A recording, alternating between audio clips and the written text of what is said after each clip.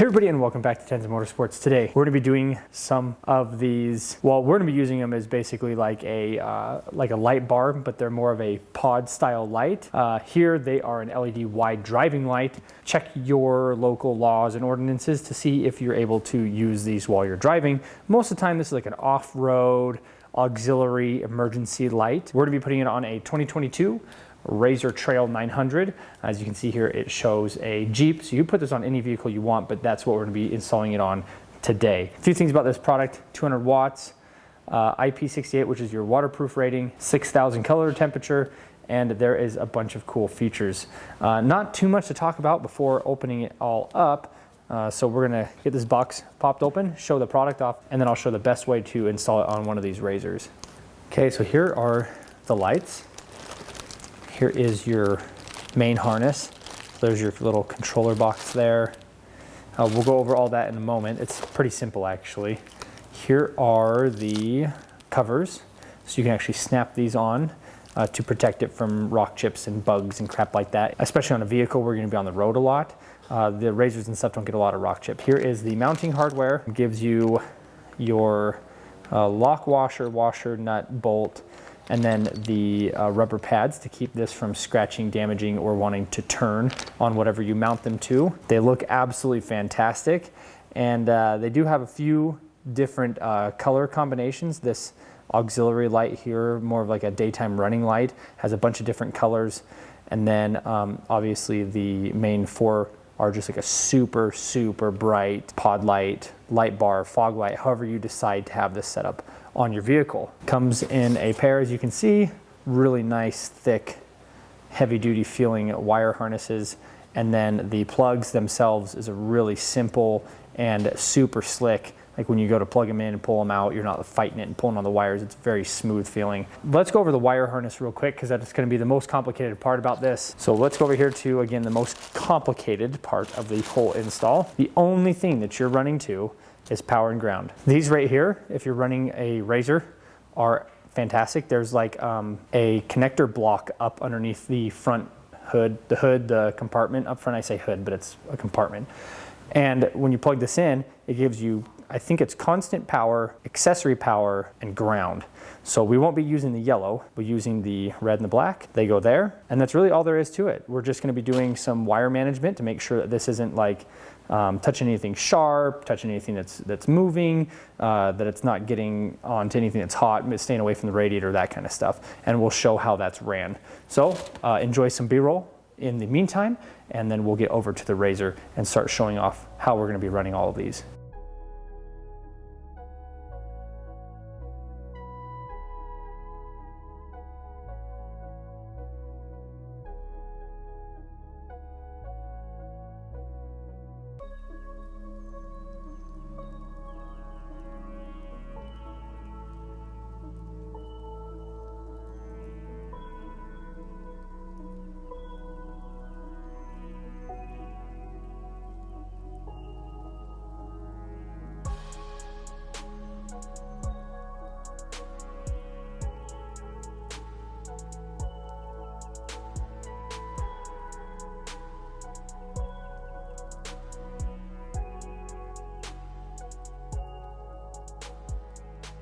All right, I have a 12-volt battery here. I'm just gonna run like a quick bench test for everybody so they can see what's going on.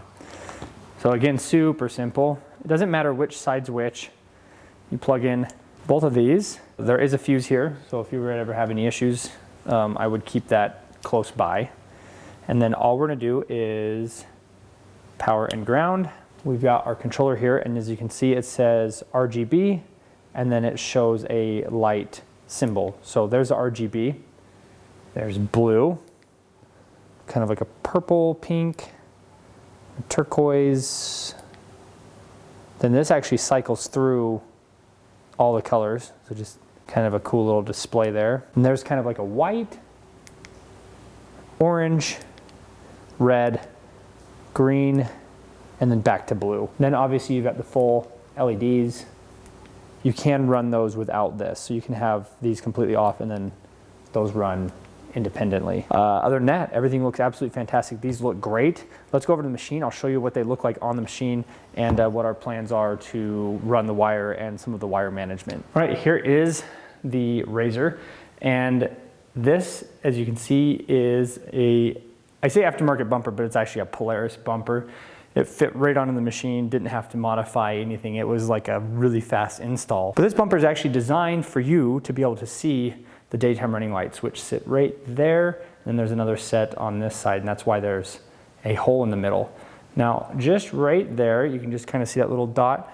That is a hole that's already pre-drilled into this bumper. Now, unfortunately, I was checking the hardware. That hole is just slightly too small, so we'll bore that out. But right there and right there is where we're going to be putting the two lights, and they will look something like this.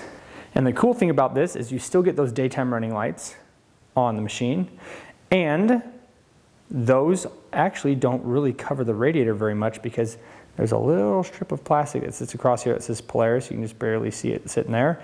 And that little strip of plastic comes out to the end, and then it kind of wides off like this.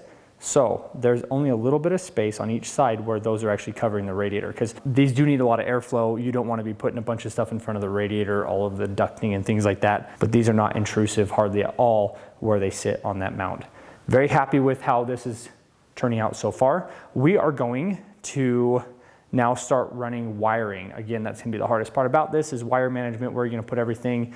You don't want to get hot, wet on anything touching that's moving or rotating. So you just gotta be careful about sharp edges, stuff like that. And we're doing our best to get it into the cab.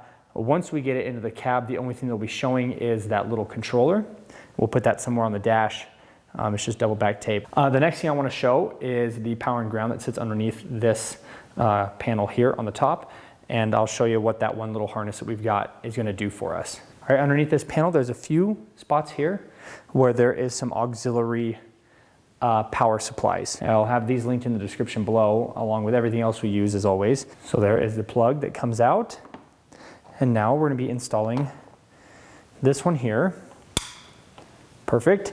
And then now I'm going to be running a voltage test. I'm pretty sure it's constant, and then this either turns on with the key in the accessory, the on position, and then your constant ground. But I need to double check that just to make sure. It's been a while since I installed these other two, one's for the winch and one's for the tail whips. And yeah, so I'm gonna go grab my voltmeter real quick and we'll just run a quick test. This is how this is set up. This is constant power, constant ground, and then this one is accessory on. We're not gonna be using the accessory on. We wanna be able to have these lights run whenever we want to. Even if you don't have the key in the machine, we'll be able to turn them on. So we're gonna cap the yellow one, and then the red and the black will go to the red and the black on the harness that came with the lights. So I've got these two connectors here. I will fish around and find the best way to get, because the radiator's here, find the best way to get past the radiator. I do see a wire harness here that's going down, and I believe that's for the headlights. So I try to find wire harnesses that already exist, because I know that the manufacturer put them in a place that doesn't get hot, wet, past anything sharp. And so I'll try to follow that out to the front. The next thing I'm gonna do is bore out those two little holes that are on the front bumper and see if we can't get these mounted up.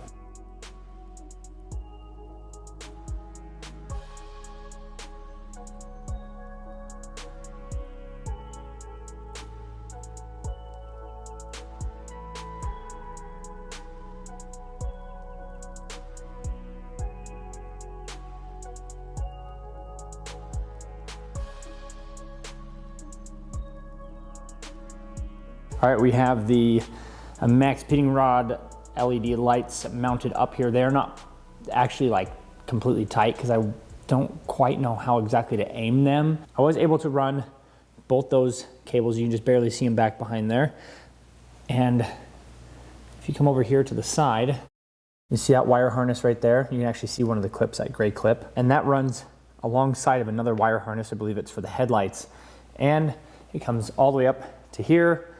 And I didn't have to worry about getting anywhere near anything that would be bad for the wiring, because I already know that other wire loom is there. I did have to cut and solder a few things. So these ones here, the black and the red, are soldered. Going into the cab, goes in through there, and I'll show you on the inside what that looks like. So way back in here is all those wires that are coming through that grommet. And you can see our wire right there, that cleaner wire. And it comes over, and I've got it zip tied all those wires zip tied just behind the steering input. Sorry, it's kind of difficult to see what's going on underneath here. It was kind of hard to put them together, but you can see the wire harness there. And I've got it kind of bundled up and zip tied. And then I've got another zip tie right here onto the frame. You can see that zip tie right there. And that comes over to the button. One thing I would do different on this kit if I was giving feedback to Max Speeding Rods is having that wire on the bottom, because having it on the top makes it so that you see it. So even though I've got it looking like this, you'll still see that wire. If it was on the bottom, it wouldn't look like that. The only other thing I did was, you can see I've got some different double back tape on here.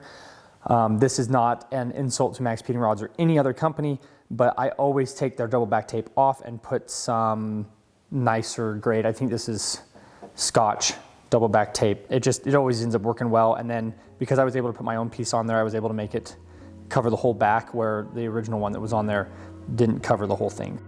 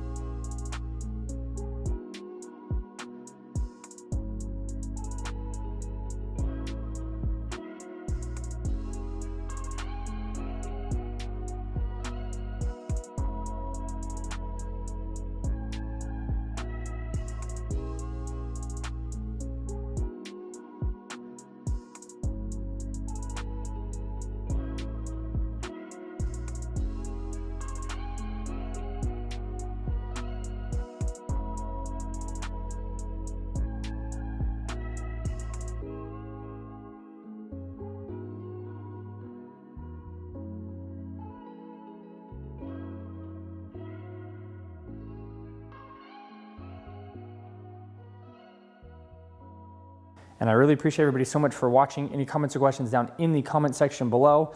And I will see everybody in the next video.